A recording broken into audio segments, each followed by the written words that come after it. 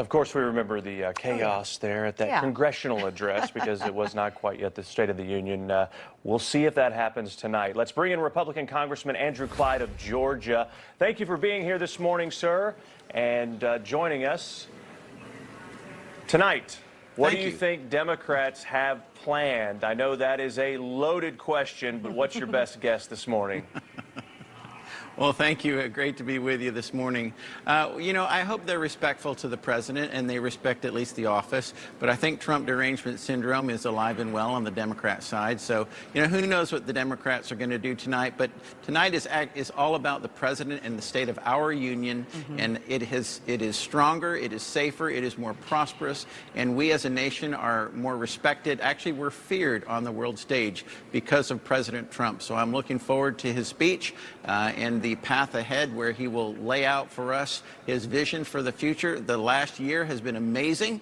The incredible accomplishments that we have seen, a secure border, tremendous prosperity, reduction in inflation from a high under Biden of 9% to now, what, 2.4%? This is phenomenal turnaround by President Trump from the previous administration. And the president, as you know, has a lot on his plate right now between tariffs, Iran, the partial government shutdown. So what do you expect we will hear tonight? Well, I expect that you'll hear about the Save America Act. I think that's critical to the president. He's tweeted about it many times. And you know, the House, we have done our job in passing it and sending it over to the Senate in such a way that it eliminates one of the two Senate filibusters.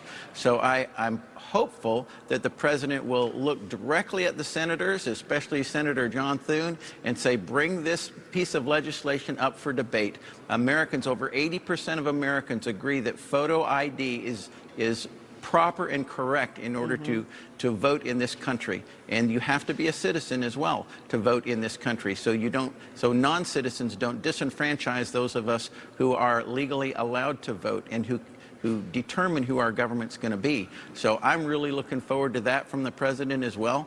It's going to be a great evening.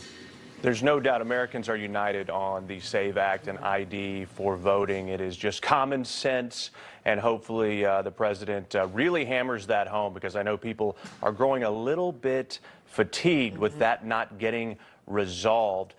We talked about the economy, we talk about defense, we talk about the border and all that's been done with ICE to get down those illegal criminals in our country.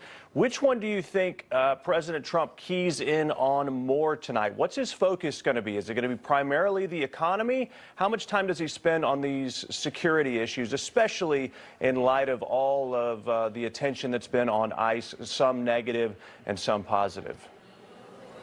Well, I think the president's going to have time to hit them all. You know, when it comes to DHS funding, the Democrats, this is a smokescreen from them. They're trying to claim that they're going to somehow defund ICE. Well, we funded ICE in the One Big Beautiful Bill so that they can do their job literally for the next 4 years under President Trump's incredible leadership.